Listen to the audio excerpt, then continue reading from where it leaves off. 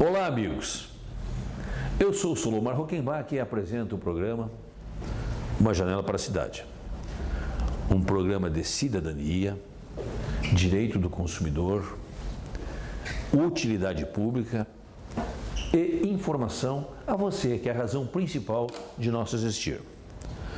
Hoje, como estamos encerrando um ano, entrevistaremos a irmã Terezinha Tortelli, que é a coordenadora nacional da Pastoral da Pessoa Idosa, e também o nosso colaborador e amigo,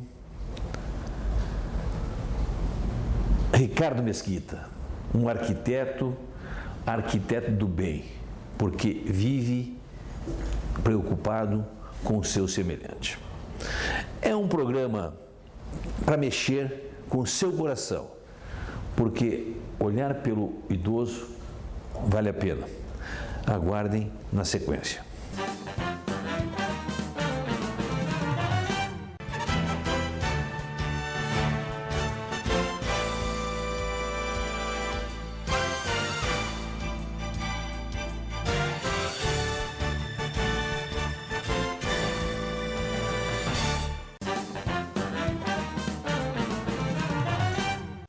Iniciando o nosso programa, eu gostaria que a irmã Terezinha demonstrasse a todos quem é a irmã Terezinha. Olá, eu sou irmã Terezinha Tortelli, das Irmãs Filhas da Caridade de São Vicente de Paulo, e no momento estou como coordenadora nacional da Pastoral da Pessoa Idosa. É natural que eu não poderia também deixar de reapresentar, porque já é um conhecido nosso, Ricardo Mesquita. Quem é Ricardo Mesquita?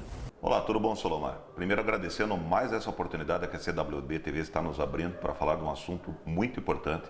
Agradecendo igualmente ao Johnny, ao Gilson, a toda a equipe da CWB TV por essa oportunidade para podermos estar falando sobre a continuidade da minha eterna campanha da acessibilidade já, que é a pessoa idosa, a Pastoral da Pessoa Idosa, onde nós vamos abordar a reforma da futura sede nacional da Pastoral da Pessoa Idosa. Irmã Terezinha, qual é o objetivo da senhora no programa de hoje? Solomar, eu gostaria sim de brevemente apresentar um pouco a pastoral. A Pastoral da Pessoa Idosa, ela já está com 11 anos de criação, ela foi fundada pela doutora Zilda Arnes Neumann, que também fundou a Pastoral da Criança, e com o evento do terremoto lá no Haiti, que causou a morte da doutora Zilda, na ocasião ela era a coordenadora nacional da Pastoral da Pessoa Idosa. A pastoral ela se dedica a capacitar lideranças comunitárias para fazer visita domiciliar mensal às pessoas idosas, preferencialmente as mais vulnerabilizadas, seja pela situação de risco social, seja pela fragilidade física, seja pela idade já avançada, seja pela pobreza, maus tratos, enfim. As mais vulnerabilizadas da sociedade são visitadas pela Pastoral da Pessoa Idosa. Nós temos 3 objetivos bastante definidos. Primeiro, fazer a visita domiciliar mensal. Segundo objetivo, ser a ponte entre a família, a pessoa idosa, e os serviços de atendimento, serviços de apoio. Terceiro objetivo é colaborar na construção da rede de apoio, que hoje, sabemos, o envelhecimento no Brasil está em acelerado o processo de crescimento, e nós, na verdade, não nos preparamos para esse momento importante. Então, nem sociedade civil organizada, mesmo organizada, nem governos, não nos preparamos para esse momento, para esse evento do envelhecimento dos brasileiros e brasileiras. Então, temos hoje no Brasil serviços muito deficitários. Então, nosso empenho é também colaborar na construção dessa rede de apoio. Por quê? Quando fazemos a visita domiciliar, nós damos conta da realidade, como vivem as pessoas idosas. E necessitando de encaminhamentos, vamos encaminhar para onde? Então, essa é a nossa luta, nosso empenho, e estamos aí também nessa construção coletiva do serviço, da rede de apoio de serviço. A irmã Terezinha, ela tem um histórico de contribuição com o social, inclusive desde a época da nossa querida Zilda Arnes. Então, é uma pessoa que já tem uma história de contribuição com o semelhante. Ricardo Mesquita, fale um pouco da campanha, da sua participação nesta campanha. Então, Solomar, gostaria primeiro de lembrar, né, a população brasileira está num processo de envelhecimento. Hoje são em torno de 10% da população, então nós estamos falando de um universo de 20 milhões de pessoas. Então não é uma minoria, é uma ampla maioria das pessoas que moram hoje nos meios urbanos. Em alguns locais, como por exemplo na região, por exemplo, de Copacabana, no Rio de Janeiro, atinge 70% da população de idosos. Lembrando que daqui a mais 20 ou 30 anos, serão quase 30% da população. E é um assunto, como eu cito sempre na questão da acessibilidade, é um assunto transversal. Não é como assim com a acessibilidade, não é uma questão que atinge apenas a pessoa com deficiência, ele atinge desde que você nasceu, porque você já andou no dispositivo de rodas, né? Você já andou num carrinho de nenê. Quando você se tornou pai, você empurrou um carrinho de rodas, né? com o nenê. E se Deus quiser você ficar idoso, inexoravelmente você vai perder parte da mobilidade, né? Vai perder parte da audição, vai perder parte da visão e até do intelecto. Nós temos até um colega nosso que é um batalhador junto conosco nessa luta pela pastoral da pessoa idosa, que é o Dr. João Carlos Cascais, que foi presidente da COPEL, foi secretário de Estado, e hoje ele está numa idade já bastante avançada e já com um déficit quase total de audição, perdendo a visão até por conta do diabetes, né? Então é um assunto que vai atingir a toda a população. Irmã Terezinha, na sua visão como conhecedora desse assunto, que é ter uma estrutura para atender a pessoa idosa, essa casa, ela tem de ser muito remodelada ainda, irmã? Talvez esse assunto, até o Ricardo seria mais interessante que falasse como arquiteto, né, porque envolve a questão da construção, então a situação. Mas, enfim, então, só como uma introdução sobre a casa, é um espaço onde funcionava o abrigo Santa Clara, abrigava 28 moradoras, pessoas idosas. Essa casa, ela foi idealizada, pensada, construída por um grupo de pessoas de boa vontade que tiveram em mente dedicar esse espaço voltado às pessoas idosas. Com o tempo, esse grupo, né, foi envelhecendo também, possivelmente não renovou a diretoria, etc. Então, acabou ficando um espaço com bastante dificuldade de ser mantido. Foi procurada a Ação Social do Paraná, e essa associação disponibilizou espaço para a Ação Social do Paraná. A Ação Social, que também coordena o Asilo São Vicente de Paulo, uma grande instituição, né, aqui de Curitiba, preferiu recolher as 28 moradoras para dentro do asilo já bem estruturado e depois pensar o que fazer com a casa que estava bastante danificada já, né? Com o passar do tempo, se passaram 3 anos, né, na época, então, a Ação Social do Paraná tentou abrir ali um espaço para funcionar um centro-dia, que é um dos serviços muito necessários que se implante hoje dentro dessa rede de apoio à pessoa idosa. Por uma série de circunstâncias não conseguiram a liberação para abrir esse espaço. Para nós foi bom porque então a diretoria pensou em doar esse mesmo imóvel para a Pastoral da Pessoa Idosa, que não tem até hoje a sua sede própria. Hoje nós estamos funcionando num espaço emprestado, né, pela própria Ação Social do Paraná, e como tinha esse imóvel e definiram, então a diretoria definiu, né, passar em regime de comodato, depois com a proposta de que seja definitivamente doado à Pastoral da Pessoa Idosa. Então, nós estamos com esse imóvel na mão, né, doado já para a pastoral, com essa necessidade de reforma para poder funcionar. Eu gostaria de que o Ricardo Mesquita também esclarecesse, como arquiteto que eu é, como está a situação da casa hoje, Ricardo? Principalmente, como eu falei anteriormente, no caráter físico mesmo, estrutural da casa, né?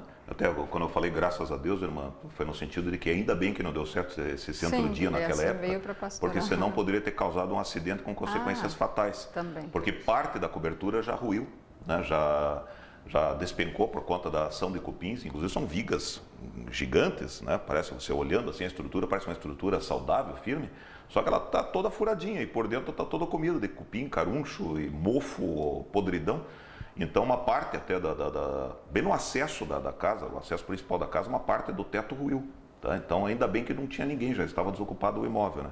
Então agora nossa primeira ação, o nosso primeiro objetivo é arrecadar em torno de R$100 mil para trocar toda a cobertura, que vai ser substituída, que é uma antiga cobertura de madeira, que vai ser substituída por uma estrutura metálica com telha sanduíche térmico, que a gente chama, né, que são 2 chapas metálicas e por dentro ele tem isopor.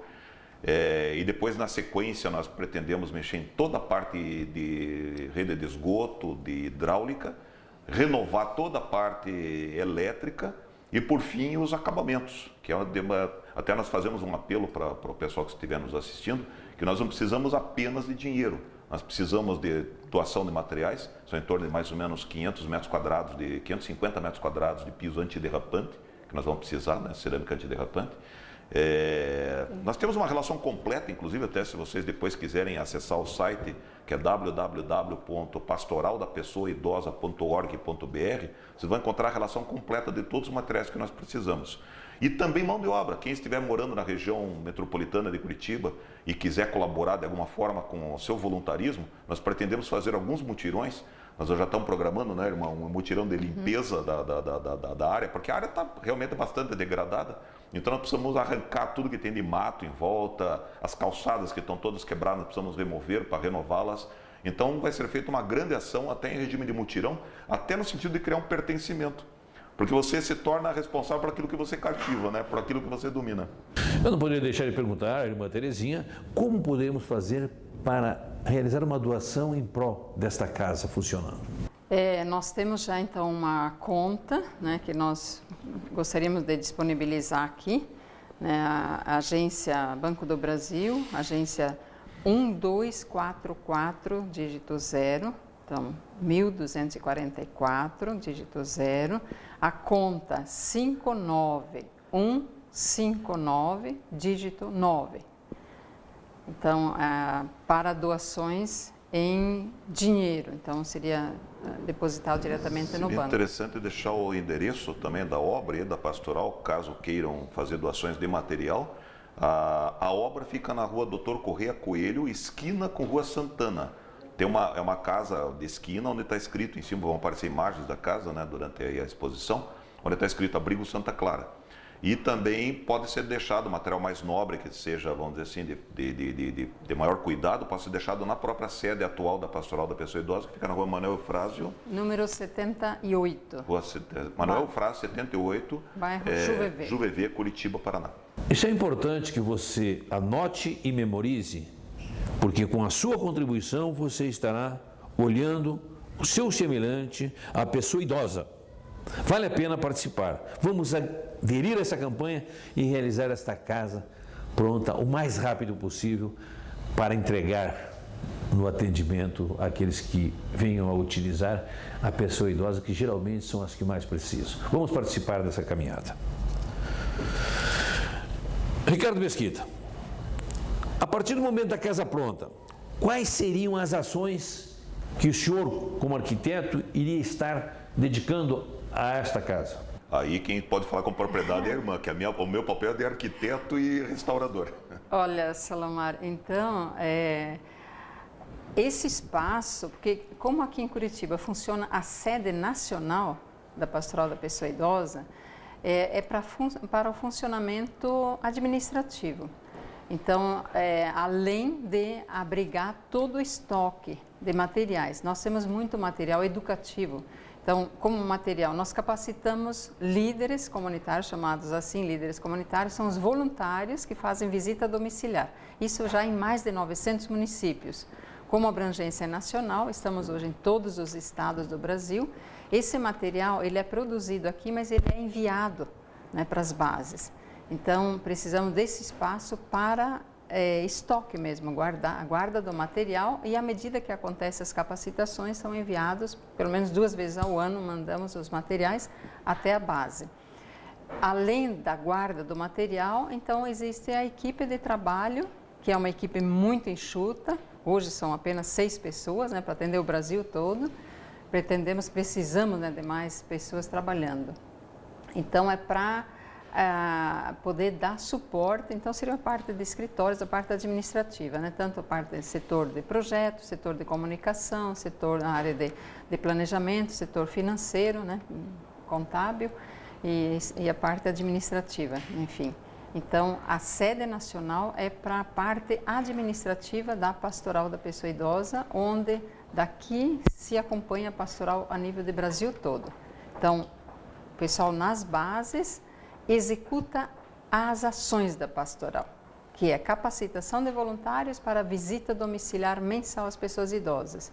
E nós aqui da sede nacional, então organizamos desde a elaboração dos materiais educativos, a impressão desses materiais, envio desses materiais até a base e orientamos, né, quer dizer, toda a organização de toda a parte de planejamentos e prestação de contas, e captação de recursos e prestação de contas. Aproveitando, Ricardo, como está no momento a convivência do idoso em nossa cidade? Qual a sua visão a respeito da situação do idoso aqui na nossa capital? Então, Solomar, se veja que aqui em Curitiba nós temos uma lei, que é de autoria do nosso amigo em comum, Antônio Borges dos Reis, quando vereador, que é a 9121 de 97. Essa lei, por uma ironia do destino, infelizmente, né, o Brasil tem uma tendência à martirização. Após quase 5 anos de trâmite dentro da Câmara de Vereadores de Curitiba, ela só foi aprovada após a morte de um idoso. O seu Miguel Michelinski, com 74 anos na época, tropeçou numa calçada de petit pavé, numa pedra solta de petit pavé, veio a bater a cabeça num objeto irregular, um arco metálico sobre a calçada, e faleceu ali no local. Essa foto foi estampada num jornal, que foi uma foto do famoso fotógrafo Abari Rosa, e o Borges dos Reis, com esse jornal, subiu à tribuna da Câmara e gritou para os seus pares, né, assassinos, talvez se vocês tivessem me ajudado a aprovar a lei sobre as calçadas de Curitiba, talvez o seu Miguel ainda estivesse vivo. Porque eu não sei quantos conhecem a NBR 9050 e o Decreto Federal 5296 de 2004. E, atualmente, agora recentemente aprovada em novembro de 2015, também a Lei Brasileira da Inclusão. Ela proíbe pedras irregulares, proíbe pisos escorregadios. Inclusive, nós estamos numa campanha nacional para a proibição de fabricação de porcelanatos e granitos polidos para piso. Pois se existe uma lei que proíbe que ele seja aplicado, por que eles estão sendo fabricados? Então, até por ironia do destino, até esperamos que ela esteja já restabelecida, a mãe do nosso querido amigo o Antônio Borges Reis, que foi quem aprovou essa lei proibindo pisos escorregadios, até por uma fatalidade, fez uma reforma na casa dela e isso colocou piso de porcelanato polido na cozinha. Não deu uma semana, ela escorregou no piso, tá, por umidade, até seco ele é escorregadio, imagina úmido e com gordura, e acabou a fratura da bacia. Então nós queremos fazer esse alerta, Solomar, no sentido de que as pessoas tomem cuidado com pisos escorregadios. Até recentemente eu tive que fazer uma palestra no Smart Curitiba, relatando sobre a questão do incêndio versus pessoa com deficiência e ou mobilidade reduzida. Aqui em Curitiba, por exemplo, existe uma lei que só exige elevadores, escada de emergência, edifícios a partir de 4 andares. Como é que fica o idoso que mora no 4º andar, no 3º andar de um prédio e está com a mobilidade reduzida? Então, nesse caso, por exemplo, tem que ser treinada uma brigada de incêndio. Mas nós estamos lutando para que qualquer tipo de edificação de habitação coletiva, que seja a partir de 2 andares em diante, que já seja obrigatória, pelo menos reservar um espaço para a futura colocação no elevador ou de uma plataforma para pessoas com deficiência e também numa escada brigada, uma escada protegida e que tenha uma área de resgate, que a pessoa possa ser colocada em segurança, com uma porta corta-fogo, uma câmara anti-fumaça e que ela possa esperar ali, aguardar um socorro que não pode ter de imediato, às vezes ele possa ir até essa área de resgate, né? Então são muitas questões que envolvem a pessoa idosa que também afetam a qualquer pessoa que tenha uma mobilidade reduzida ou por fratura, que foi o meu caso, inclusive, né? Eu estou nessa campanha, nessa causa, porque eu já fui um acidentado de moto, isso me custou 6 anos de recuperação, e meu filho também teve uma infecção gravíssima na coluna, que deixou 45 dias internado em vários hospitais, e a esmagadora maioria desses hospitais, até hoje, inclusive, tem problemas sérios de mobilidade, e a gente vira e mexe, a gente vê em postos de saúde a falta dessa mobilidade para o idoso também poder procurar um socorro médico, poder procurar uma assistência médica, né? Então, lembrando, né, voltando a lembrar, se Deus quiser, todos que estão nos assistindo ficarão idosos, então tudo que você está fazendo hoje em prol da pastoral da pessoa idosa, em prol da pessoa idosa, na verdade você está fazendo a si mesmo, é um benefício a si mesmo. É importante que você analise e fique consciente de como está a atual realidade do idoso em nosso município. E eu também não poderia deixar de perguntar à irmã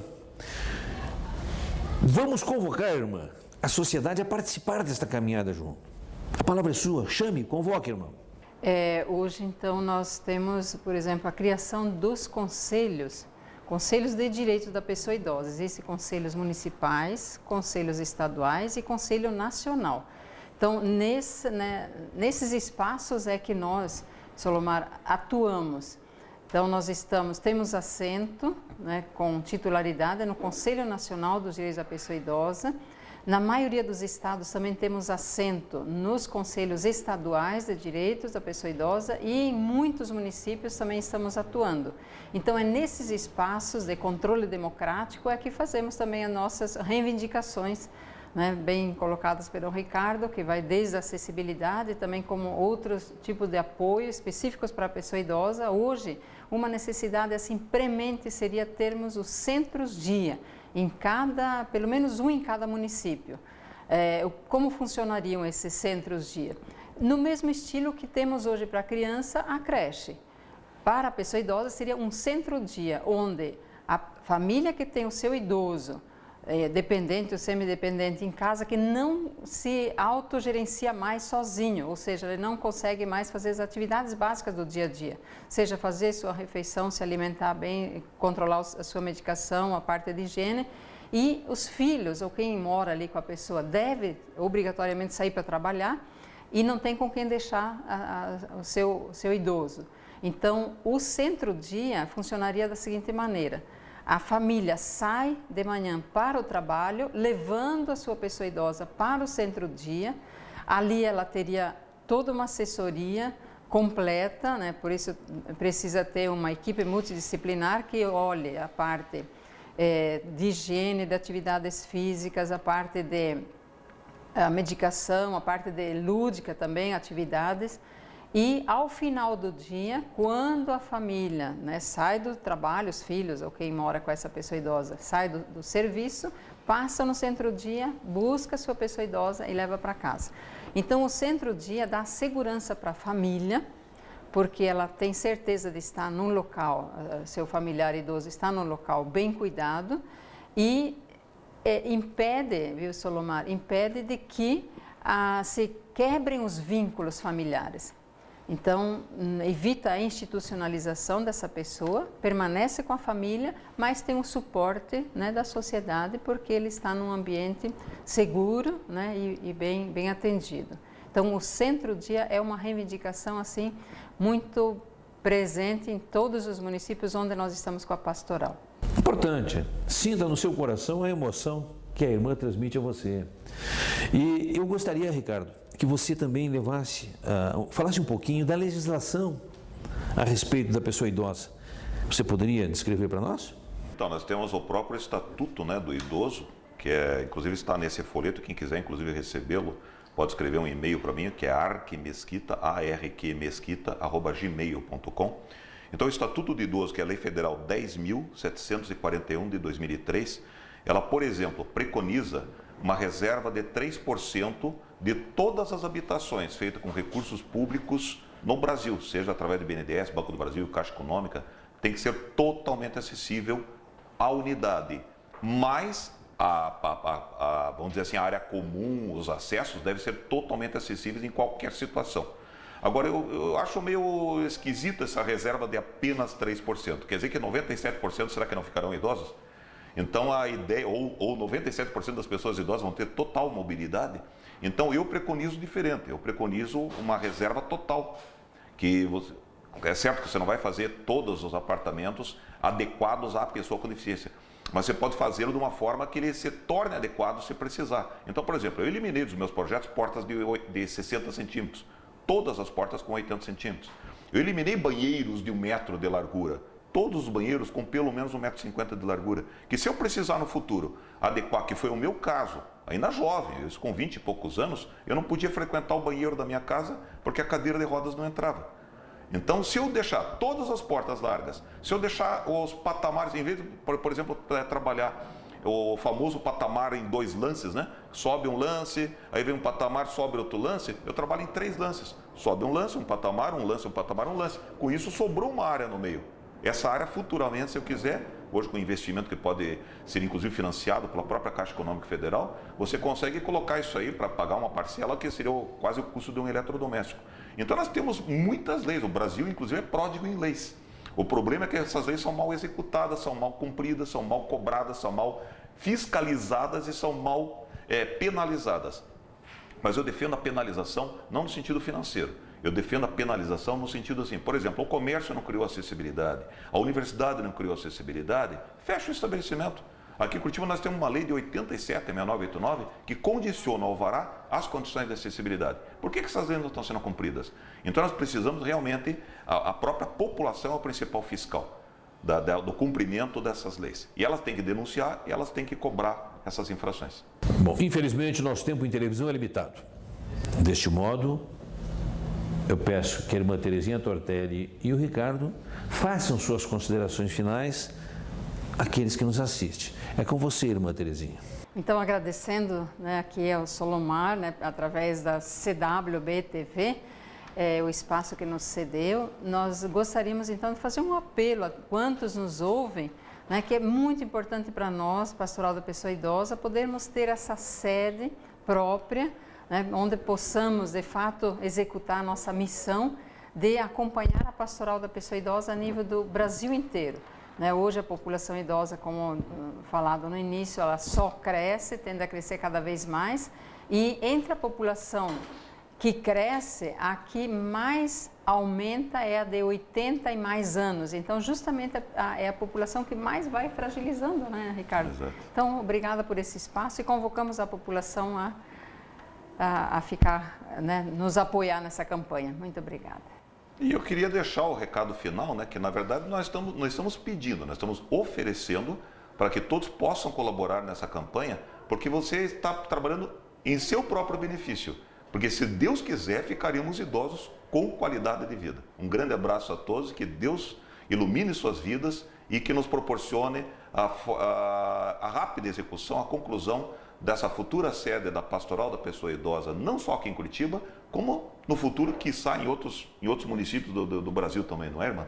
Então, nosso grande abraço a vocês, Solomar, né, com todo o carinho, e a quantos são, né, a tua clientela aqui, que deve ser milhares de pessoas. Então, a todos quantos estão assistindo, também o nosso caloroso abraço.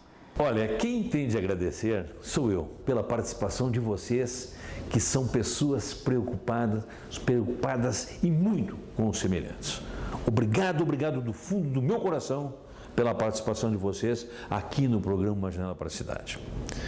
E ao mesmo tempo que, antes de encerrar, eu não poderia deixar de externar a todos vocês que nos assistem, a toda a população do Paraná e do Brasil, que venha um ano novo, 2016, com muita tranquilidade em todos os meios político, social, cultural e em nossas vidas. Um ano de paz, um ano de realizações, sempre iluminado pelo Senhor maior, que é o nosso grande Deus. Um grande abraço a todos vocês, até o ano que vem, e se Deus quiser, estaremos lá e com certeza Ele irá querer. Um grande abraço a todos. Feliz 2016.